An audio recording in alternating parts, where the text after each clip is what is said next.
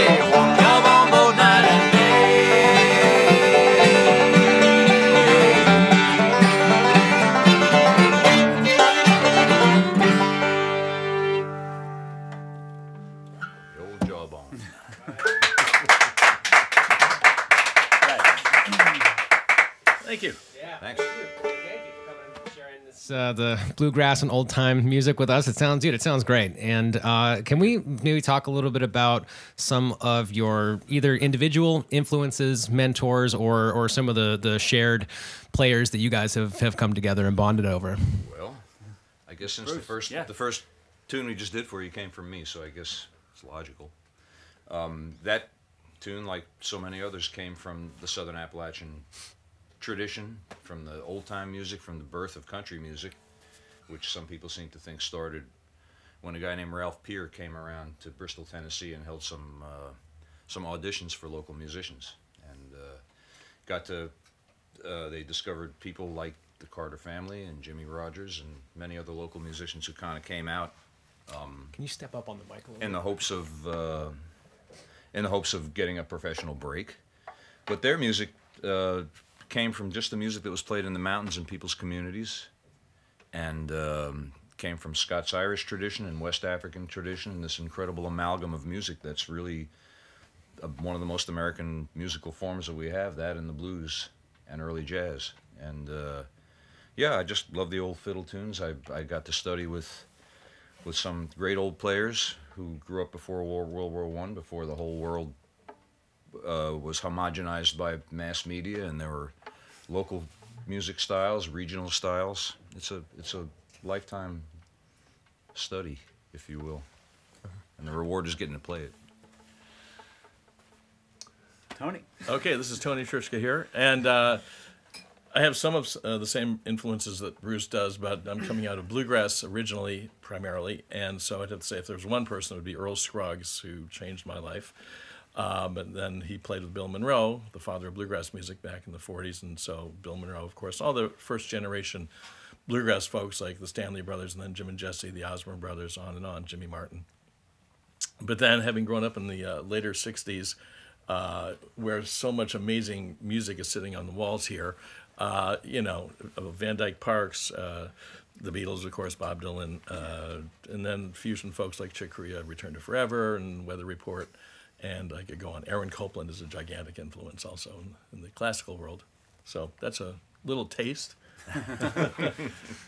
Yeah, well, I'm the baby of the group here. I grew up, my parents play old time and bluegrass music 'cause I was in the house, so couldn't escape being influenced by that, and later realized that I didn't want to escape that. It was, but yeah, I mean, as far as traditional music, I love the early bluegrass singers like Bill Monroe, Jimmy Martin, Ralph Stanley, who sing just really loud and like it's their last day on earth.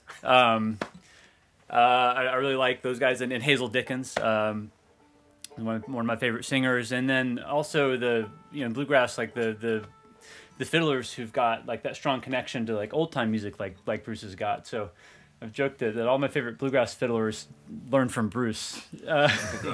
He's trained them well, and bringing forward that. Speechless. Yeah, but anyway, also growing up in the '90s, getting like grunge and noise rock, and got to college study with Yusef Lateef, who's this amazing experimental musician, played jazz, and he didn't call it jazz, who's kind of beyond that, but it all kind of comes together, and I love playing these old songs because. People have been singing Jawbone for however long, but everyone who sings it at whatever era, they're kind of bringing their own thing to it, and it's you pass the baton. So I really enjoy that process.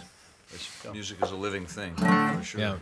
Yeah, we're very much looking forward. I'm very much looking forward to the Brooklyn Folk Fest this weekend. You guys are going to be playing there along with, I don't know, probably 30 or 40 other artists. At least. More than that even. Yeah, it starts this weekend. It's April 5th, 6th, and 7th at the St. Anne's Church, right on the border between downtown Brooklyn and Brooklyn Heights. Yeah. Another nice thing that they offer at the festival is not only the concert performances, but workshops.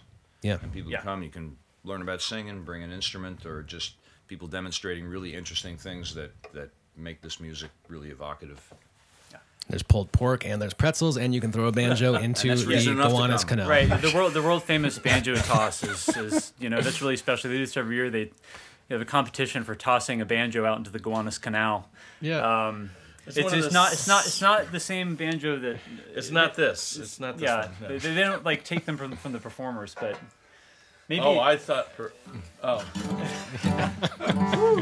You hit a clam, you get it thrown into the canal. That's right. Yeah. I'd dive in after it if it was mine. Yeah. All right. Can you tell us what's coming up? What's coming up next?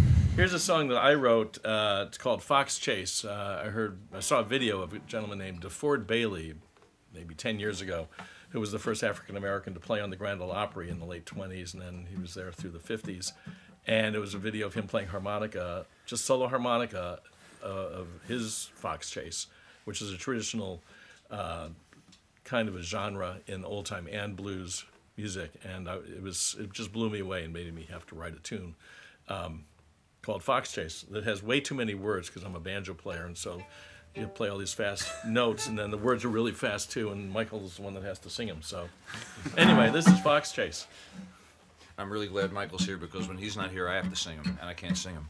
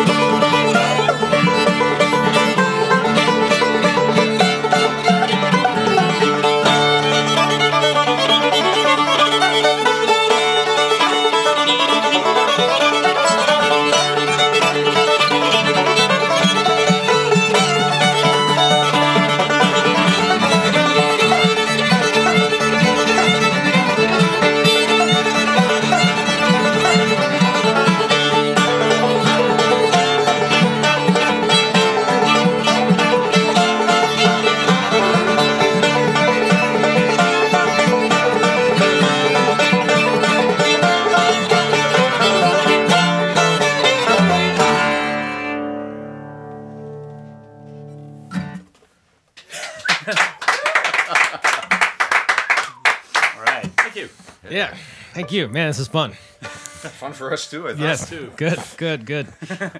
Can you talk about the importance of? Let me phrase this right. So, music education is important. No one's going to argue with that, and the internet's not going to argue with that. And no one's going to argue with that. Can you, as educators, talk about why? I feel like your why it's important is probably much more eloquent than most people's why. Who wants to start on that? Well, okay. I'm Well, All you know, I mean, right. Let Tony get started while I put my thought together on that one. okay, I have nothing to say. No. It's kind of like asking someone else to order first at the restaurant. Well, for one thing, carrying this kind of music forward is extremely important. This is what America is in a lot of ways. This is one aspect of what America is. Even though the roots come from Africa, the banjo's roots are in Africa, and Scotch-Irish fiddle tradition and so forth. And so, because this music is such a niche music, and to keep it alive and going, I mean, bluegrass has been going on since 1945, as we know it today, and it continues, and there are younger people coming up, but it's still, you know, in a sense, it's an endangered species. So, by having new people playing it, and it's a very participatory kind of music, old-time and bluegrass music both, and we all have online presences.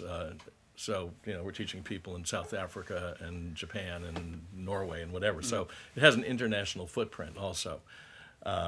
Michael and I have something called Artist Works. We work for Artist Works, and you're with Peghead Nation, I think Bruce is. So and Michael does a lot of one-on-one teaching also. So he does a lot of, we all, you know, it's very important to all of us. And we all learn through teaching also. So anyway, those are my thoughts. Yeah, well, I really like teaching traditional music. You know, I teach online bluegrass vocals, and I also teach guitar and mandolin in person. But you know, this process of it's sort of a combination of you're teaching like emulation. You're learning classic music in like a lot of detail, where you can really open your ears up. So no matter what kind of music you want to learn, or whatever kind of discipline you want to learn, there's so much you can get from that process of just like tuning in, really trying to unpack what's there, learn to try to, you know, copy it yourself. But then at the same time, there's this process of like really to do, you know, this kind of music, or really any kind of music as you might want to perform in any sort of worthwhile and authentic manner. It's really the name of you have to sound like yourself. You have to develop your own sound, and you know, learn. I think the most fundamental thing that any musician does is to, you know, to put one's own, you know, emotions and experiences into sonic form, and to communicate that through, you know, through sound. So for me, these old songs are just wide open for just kind of expression, and so there's just really, for me, this compelling combination of you know, really like learning a tradition and understanding where music comes from, how it's handed down, how it changes a little bit with every person who learns it and plays it. But then, like, you know, people just becoming themselves, you know, learning who they are and how to express themselves, you know, through music. So, you know, it's both things. And I think it's, you know, it's more than about learning music. It's, you know, you're, you know, kind of learning how to be a person and get by and yeah, contribute. All right. Well, I'm glad that these two cats went first, because each of them touched on the two things that are most important to me. And I teach a lot, and I never had any idea what I did until I had to explain it to somebody else. All of us learn music for the most part in the oral tradition, but I think music, as Tony says, music is just who we are as a culture, as a society, and that's important enough in and of itself. Michael's talking about the individual and a single person's need to pick up an instrument and learn how to express themselves, and both of those things really they come together for me. I mean, I think at its most elemental place, music is language, and it's instrumental music is language without the encumbrance of words. We all need to express ourselves, and I know as a teenager, as a kid, I grew up in the Bronx. I mean, I'm not a Southerner. But music came across the radio, and I saw people with, you know, with really simple devices with strings on them, but they were moving me. And as a young kid, I didn't know why. I just knew it was happening, and it made me want to do it. And And so I started digging in and playing, and if you listen, if you open your ears to all that's out there, it's limitless, you know.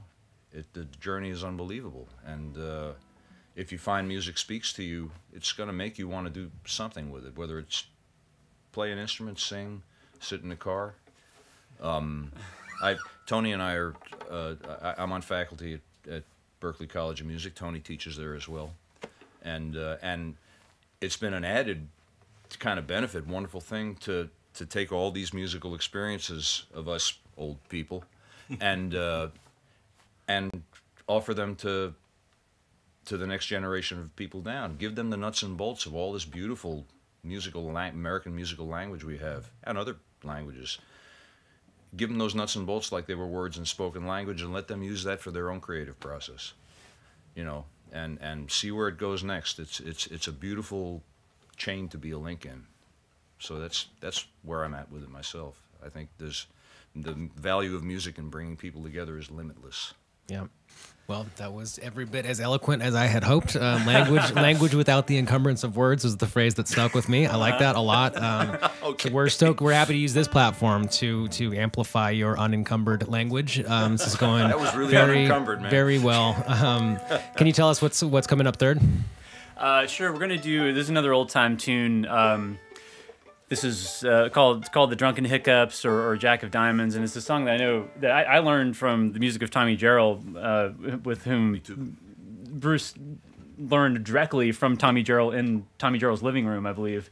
I just learned it from a recording, but this showed up on the last record I put out. It's just a thing on Untouched Records called Orchids and Violence, where it's a 2-disc set where the 2 discs have the same songs in the same order on them, but the first disc is very straight ahead bluegrass renditions of the songs, and then the second disc is this kind of experimental electric reimagining of all these songs. So we're gonna do the sort of traditional version.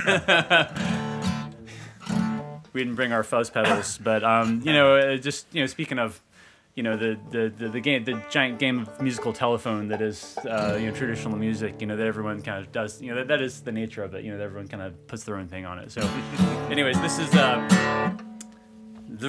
Drunken Hiccups, and I'm gonna commit old time music sacrilege here and do a guitar kickoff. Go for it, man.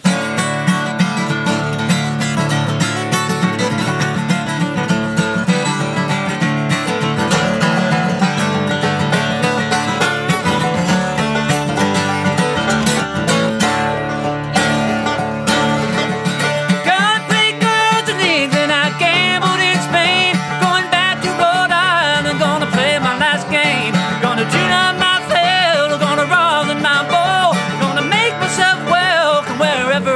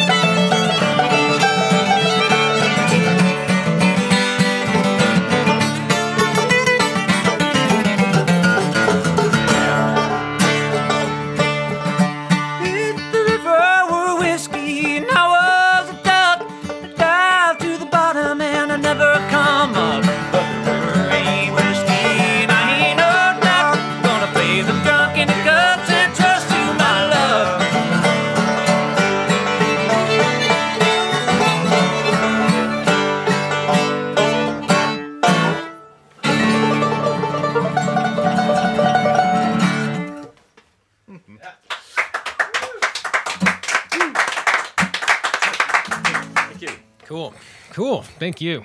Can we take a second to, outside of the context of the Brooklyn Folk Fest, which if you're just joining us, that starts on Friday. It's this Friday, April 5th, Saturday and Sunday. You guys are playing Sunday at 7 o'clock. That's right. At St. Anne's Church. Outside of the context of the Brooklyn Folk Fest, can we take a second to talk about what's coming up in each of your individual careers?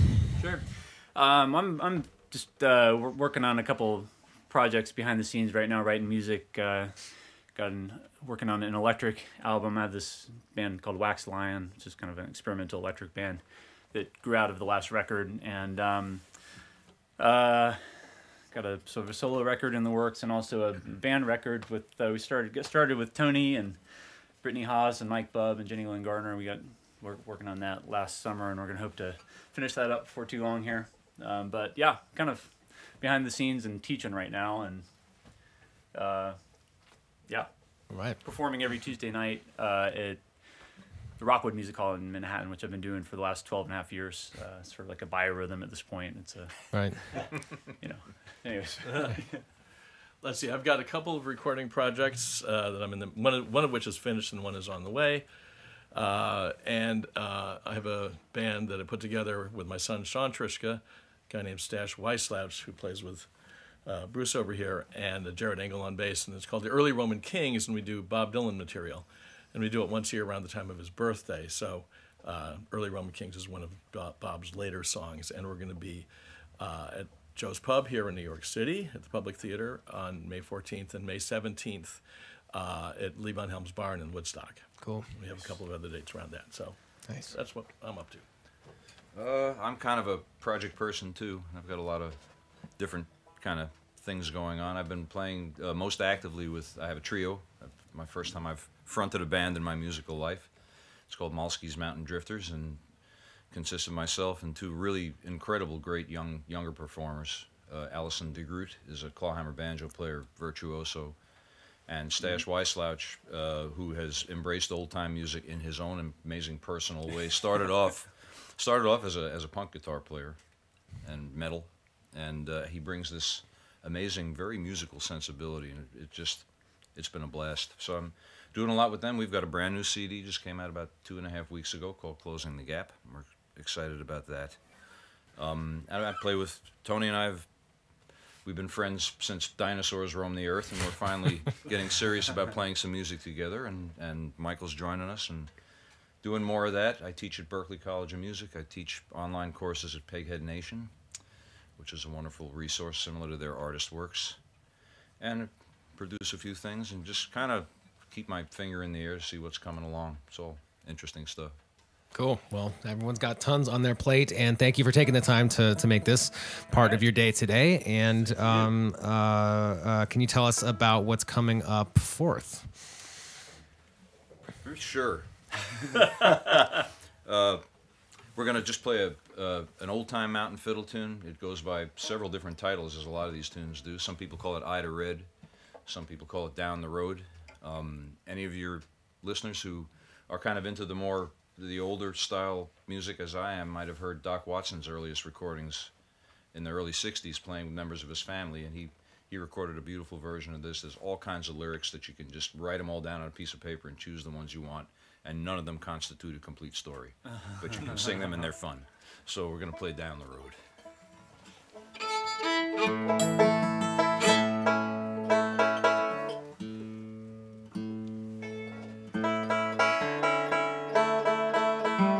It's kind of an atonal piece.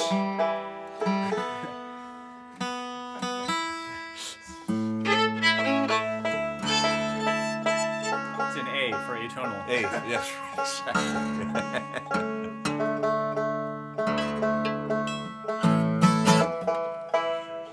Everybody happy? Sure.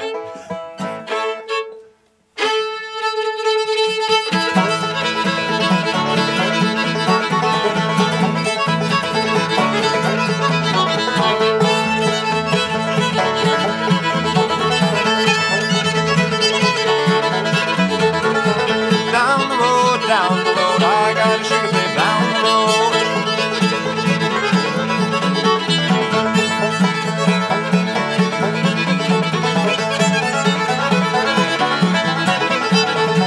Down